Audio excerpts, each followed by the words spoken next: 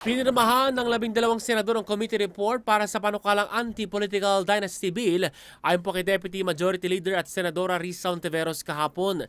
Batay kay Ontiveros, pinuunang panel ang report na magbabawal sa dinastiya hanggang sa second degree na mga magkakamag-anak at relasyon. Ibig sabihin ang ama po, ina, kapatid at lalaki o ang ama, ina, kapatid na lalaki o babae, asawa o anak ay hindi maaaring tumakbo sa politika kung ang isang miyembro ng pamilya nito ay kasalukuyan ding nangangampanya. Sakop din po ng ban ang mga illegitimate child, pati na ang mga kandidatong hindi pa kasal pero naninirahan sa isang bubong.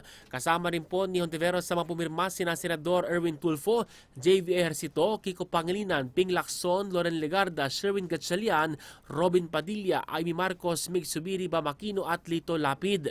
Bukas naman umano ang senadora sa mga adjustments at mga concerns ukol sa panukalang batas.